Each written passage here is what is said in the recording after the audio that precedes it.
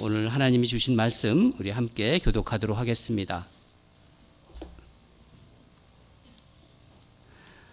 빌립보서 1장 14절에서 20절입니다. 제가 가진 성경책은 신약성경 318페이지에 있습니다. 함께 교독하고 마지막 절은 함께 읽도록 하겠습니다. 형제 중 다수가 나의 매임으로 말미암아 주 안에서 신뢰함으로 겁없이 하나님의 말씀을 더욱 담대히 전하게 되었느니라.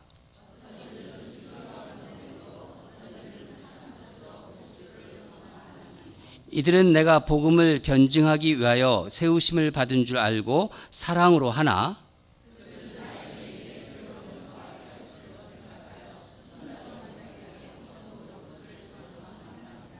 그러면 무엇이냐? 거칠애로 하나 참으로 하나 무슨 방도로 하든지 전파되는 것은 그리스도니 이로써 나는 기뻐하고 또한 기뻐하리라. 너희를 간구와 예수 그리스도의 성령의 도우심으로 나를 구원에 이르게 할 줄을 아는 거로 함께 읽겠습니다. 나의 간절한 기대와 소망을 따라 아무 일에든지 부끄러워하지 아니하고 지금도 전과 같이 온전히 담대하여 살든지 죽든지 내 몸에서 그리스도가 존귀하게 되게 하려 하나니. 아멘. 네. 도전하는 믿음 두 번째 말씀으로 내 몸에서 그리스도가 존귀하게 되다 하는 말씀 제목으로 여러분 은혜 나누려고 합니다. 여러분 감정, 우리 한번 감정을 생각해 보는데 이 감정이 풍부한 것과 또 감정이 또 풍부하지 못한 것, 그러니까 감정이 풍부한 것이 좋겠지요. 그렇죠? 그렇죠? 감정을 얘기할 때 감정이 풍부한 사람, 감정이 좀 풍부하지 못한데 감정이 풍부한 것이 좋겠죠, 여러분. 감정이라는 것은 우리가 어떤 일을 겪을 때 우리 인간의 지적인 거, 정적인 의, 지정의에서 생겨지는 어떤 느낌이라고 말할 수 있습니다. 그러니까 감정이 풍부하다는 말은 느낌이 풍부하다, 그렇게 말할 수 있죠. 하지만 감정이 풍부한 것이 좋은 것이라고 해서 감정대로 반응하고 감정대로 행동해도 된다는 그런 것은 아니죠. 예를 들어서 어떤 이제 아주 젊은 청년이 길을 가다가 정말 자기가 평소 마음에 이렇게 그리던 어떤 딱 이상형의 어떤 여자를 보았다고 한번 합시다. 강한 어떤 감정에 휩싸일 거예요. 마치 어떤 전기에 감전된 듯한 강렬한 느낌을 받을 것입니다. 하지만 그런 느낌을 받았다고 해서 감정적으로 행동해서 갑자기 그 여인에게 달려가 막 껴안으라고 하려면 어떻게 될까요? 한마디로 미친 짓 아닙니까? 예. 감정이 강력하다고 해서 그 감정대로 그대로 행동할 수는 없다는 것입니다. 또 하나 우리가 더 감정에 대해서 생각할 때 아주 중요하게 생각해야 할 부분이 내가 느끼는 감정, 그렇지 않아요? 내가 느끼는 감정을 가지고 그 대상이 되는 사람이나 상황이 이렇다 저렇다 결론적으로 어떻게 판단해서는 안 된다는 거예요. 어떤 경우일까요? 사람을 좋아하거나 싫어할 때예요. 좋은 사람, 또 어떤 싫어하는 사람. 우리는 보통 어떤 사람을 좋아하고 싫어하는 그 이유를 내게서가 아니라 상대방에게서만 찾는 경우가 있어요. 그 사람의 이런 점 때문에 좋다. 그 점 때문에 그 사람을 좋아하는 거예요. 그 사람의 이런 점 때문에 나는 그 사람을 싫어한다. 그렇게 생각하는 거죠. 그러나 여러분, 그 사람을 좋아하거나 싫어하는 이유가 그 사람에게만 있는 것이 아니라 나에게도 있다는 것을 아셔야 합니다. 어떤 예가 좋을까 생각하다가 제 아내가 생각났습니다. 여러분, 제 아내가 처음에 저에게 호감을 가지게 된 이유가 무엇일 것 같으세요? 그런 일은 없었을 거야, 뭐 그렇게.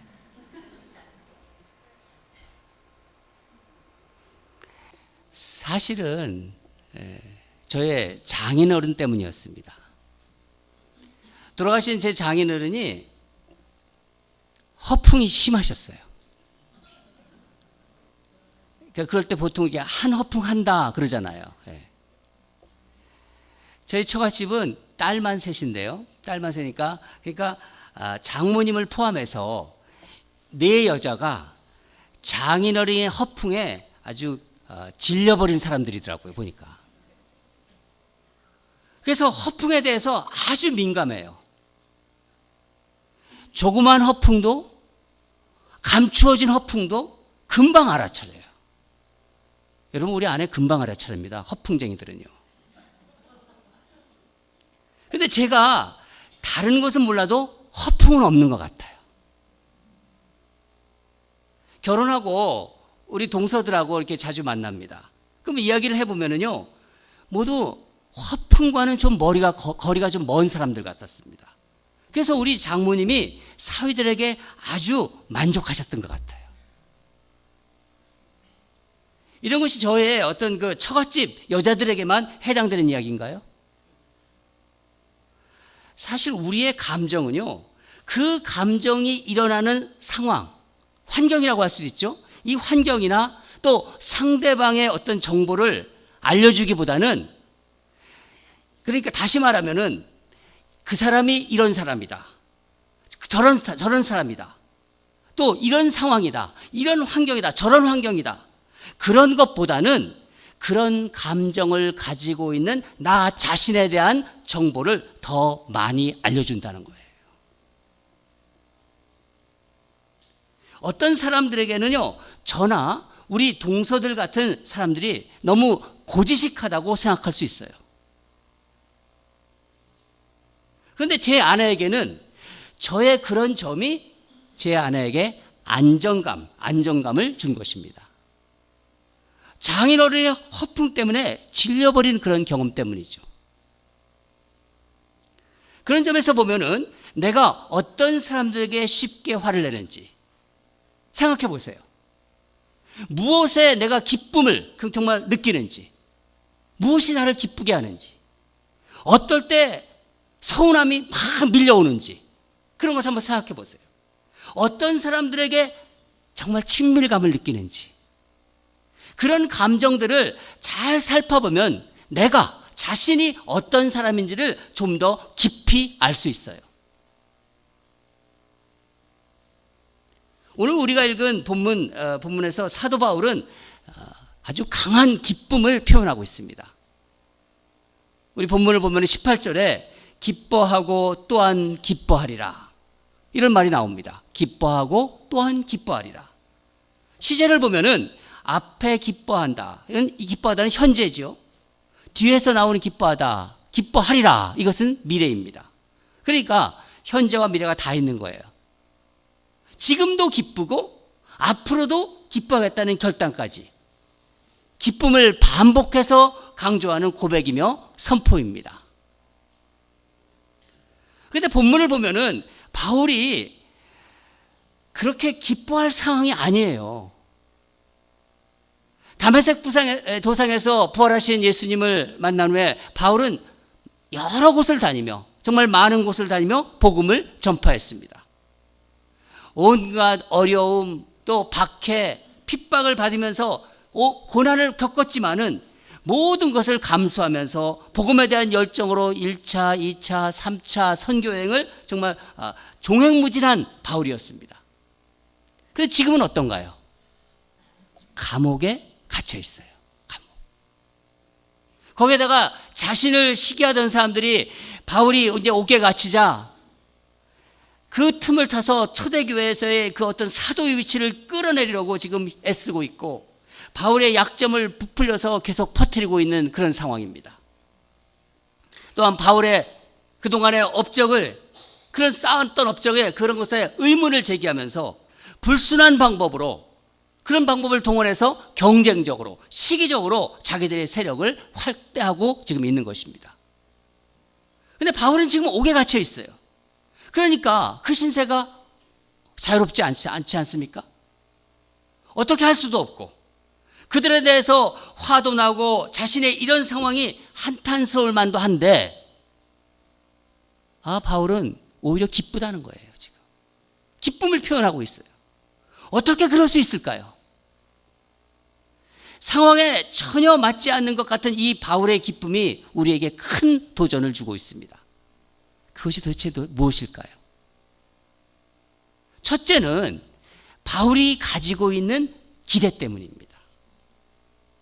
바울은 무엇을 기대하며 살았고 어떤 기대에 이끌려 살았는가, 그것입니다. 여러분, 우리는 기대가 이루어질 때 어떻게 합니까? 기뻐하죠. 그렇죠? 또 기대가 무너졌을 때 슬퍼합니다. 그것은 어쩌면 인간의 자연스러운 반응이죠. 만약 기대가 이루어지는데도 기쁘지 않고 기대가 무너졌는데도 슬프지 않는 것은 그 기대가 거짓이었든지 아니면 병적인 냉담함입니다. 그러니까 바울이 기뻐했다는 것은 바울의 기대가 이루어졌다는 것 아닌가요? 어떤 기대인가요? 우리 본문을 좀 살펴보겠습니다. 본문 18절을 다시 한번 읽도록 하겠습니다. 시작. 그러면 무엇이냐? 거칠애로 하나 참으로 하나 무슨 방도로 하든지 전파되는 것은 그리스도니 이로써 나는 기뻐하고 또한 기뻐하리라. 바울의 기대는 자신에 관한 것이 아니었어요. 자기 자신에 관한 것이 아니었다는 거예요. 자기의 우월성을 드러낸다든가 아니면 더 많은 힘을 갖고 더 큰 영향력을 행사하려는 것도 아니었습니다. 사도라는 위치를 지키려고 했던 것도 아니에요. 그러니까 바울의 기대는 자신에 대한 것이 아닌 오직 예수 그리스도가 전파되는 것, 그것이었습니다. 바로 복음 전파였습니다. 복음 전파라는 시각에서 보면은 지금 상황이 어떤가요? 우선 빌립보 교인들은 바울이 지금 감옥에 있습니다. 죽음의 위협에도 굴하지 않는 그 사도 바울의 모습을 보면서 그 믿음을 보았어요. 이 빌립보 교인들은 거기에 도전을 받아요. 그래서 전보다 더 담대하게 복음을 전하고 있습니다. 그를 시기하고 경쟁하던 사람들 어떤가요? 기회는 이때다 하고 열심히 더 복음을 전해요. 자기들이 바울이 있으니까 자기들이 더 복음을 많이 전해야지. 바울은 그들의 시기심을 관심도 없어요. 그들의 시기심을 주목하는 것이 아니라 복음이 어떻게 진보되는가, 거기에 관심이 더 많아요. 다른 사람들을 통해서 복음이 전파되는 것을 더 기뻐해요. 여러분, 모든 일이 자기를 통해서만 이루어져야 한다고 믿는 사람은요, 이런 기쁨을 맛볼 수가 없어요. 또한 자기가 없으면 모든 일이 안 된다. 자기가 없으면 일이 안 되지 일이 안 되는 것을 확인하고 싶어하는 사람들이 있어요. 그것을 통해 만족감을 채우는 사람은 이런 기쁨을 몰라요, 아주. 오직 복음에 집중하는 사람들만이, 복음으로 자기를 넘어서는 사람들만, 그런 사람들만이 이런 놀라운 기쁨을 맛볼 수 있는 것입니다. 두 번째는 바울의 사명의식이에요. 감옥에 갇힌 상황에서도 바울은 기뻐하면서 그 바울의 기쁨의 모습을 발견하면서 우리가 볼 수 있는 것은 바울의 투철한 사명의식이었다는 거예요. 우리 본문 19절, 20절을 함께 읽도록 하겠습니다. 시작. 이것이 너의 간구와 예수 그리스도의 성령의 도우심으로 나를 구원에 이르게 할 줄 아는 고로 나의 간절한 기대와 소망을 따라 아무 일에든지 부끄러워하지 아니하고 지금도 전과 같이 온전히 담대하여 살든지 죽든지 내 몸에서 그리스도가 존귀하게 되게 하려 하나니. 이 본문을 해석하면서 엘리코트라는 신학자는 이렇게 말했습니다. 나의 몸은 그리스도의 영광을 연출하는 극장이 될 것이다. 그렇게 말했어요. 여러분, 참 통찰력 있는 해석입니다. 내가 극장이라는 거예요. 그러면 주인공이 누굽니까? 예수 그리스도십니다. 사도 바울은 자기로 인해서 예수 그리스도가 크게 높임을 받고 영광받기를 간절히 원했습니다. 지금 비록 감옥에 갇혀 있지만 바울의 마음은 언제나 정말 이 소망으로 뜨겁게 타올랐어요. 바울이 겪는 고난을 통해서 예수 그리스도가 높임을 받고 계심을 확신했던 거예요. 내가 지금 고난받고 있지만은 우리 주님이 높임받고 있다. 그렇게 믿고 있었던 거예요. 그렇게 확신했던 것입니다. 그러면 되는 거 아닌가요? 바울은 그래서 기쁜 거예요. 왜냐하면 예수 그리스도가 존귀하게 되는 것, 그것이 바울 일생을 통해서 이루고자 했던 사명이었으니까요. 존귀하게 된다는 것은 원어적으로 크게 높인다, 그런 뜻입니다. 예수님만 높아진다면은 자신은 살아도 좋고 죽어도 좋다는 거예요. 감옥에 매이지 않습니다. 그러니까 여러분, 사명에 매인 사람은요, 감옥에 매이지도 않고 죽음에도 매이지 않는 거예요. 구한말에 우리나라에 와서 순교한 선교사 중에 천의 심장이라는 그렇게 불리는 여인이 있었습니다. 루비 캔드릭이란 그런 선교사입니다. 이름이 루비 캔드릭. 스크린에 보이죠? 예. 저분이 바로 루비 캔드릭입니다. 이 루비 선교사는 24살에 조선에 와서 개성에서 한국말을 배우면서 이제 선교 사역을 시작했습니다. 말은 통하지 않았지만은 아이들에게 복음을 전하며 온갖 굳은 일을 마다하지 않고 하나님의 사랑을 전했습니다. 그러던 중에 맹장염에 걸리게 되죠. 당시 개성에는 병원이 없어서 서울까지 가야만 했는데, 서울에서 이제 서울로 이송돼 가지고 이제 수술을 받다가 그만 숨을 거두고 맙니다.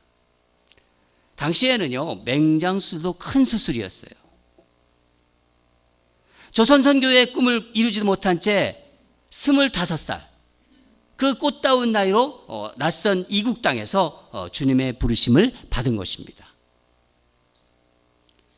루비 선교사가 병원에서 치료를 받던 중에 미국에 편지를 보냈는데, 텍사스에 있는 그 편지에 이제 텍사스에 있는 그 부모님께 쓴 부분이 있습니다.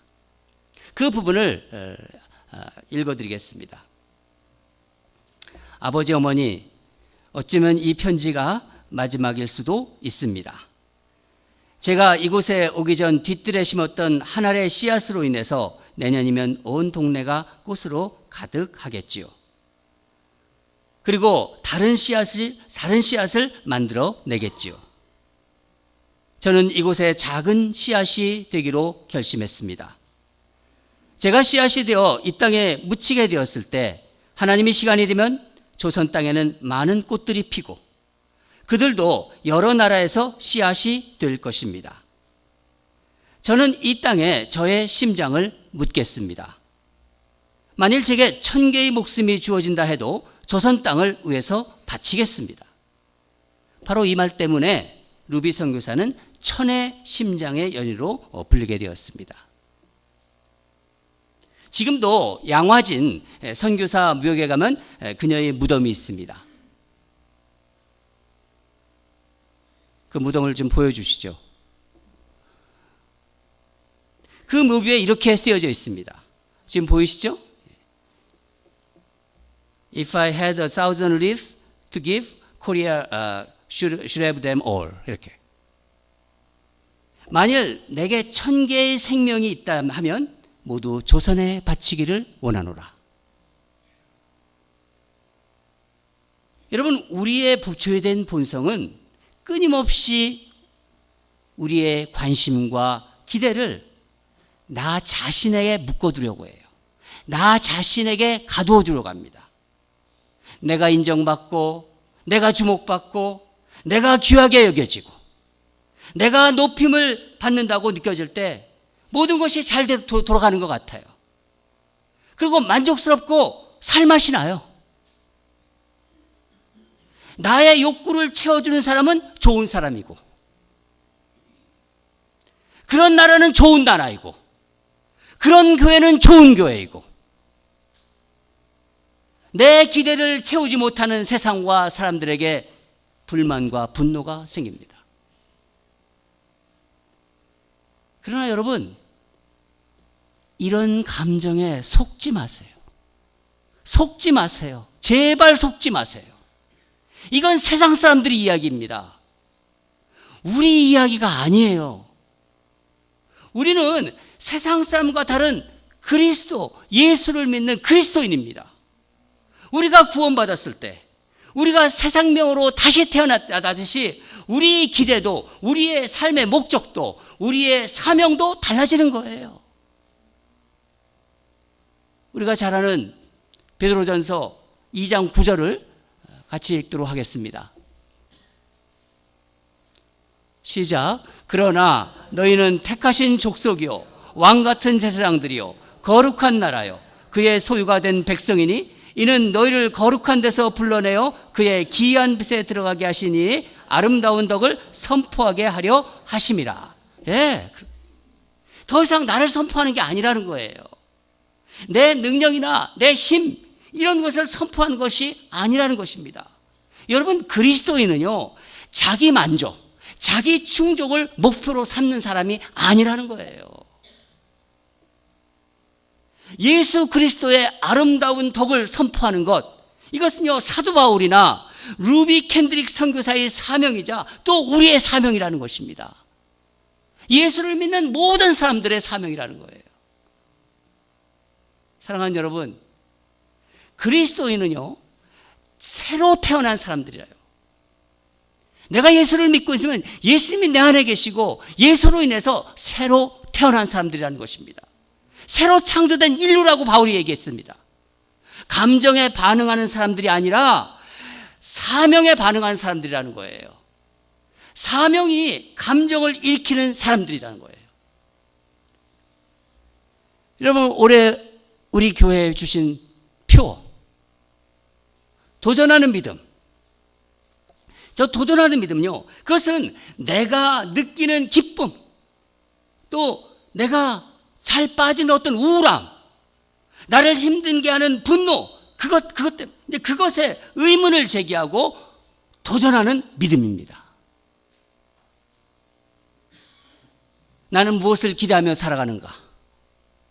내가 예수를 믿고 있는데 나는 정말 무엇을 기대하며 이 땅을 살아가고 있는가? 이 땅에서 나의 사명은 무엇인가?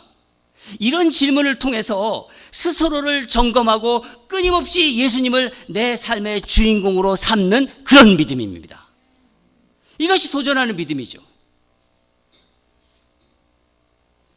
사랑하는 ANC 성도 여러분, 우리 교회에 하나님께서 뜻이 있으셔서 여러분의 믿음을 더욱더 강하게 하고 담대하게 하고 그런 의미에서 도전하는 믿음을 올해 주신 것입니다. 여러분이 감정에 도전하세요. 그래서 오늘 우리에게 주신 말씀, 이 사도 바울의 기쁨이 우리의 삶에도 정말 풍성하게 되기를 주님 이름으로 축원합니다. 기도하겠습니다.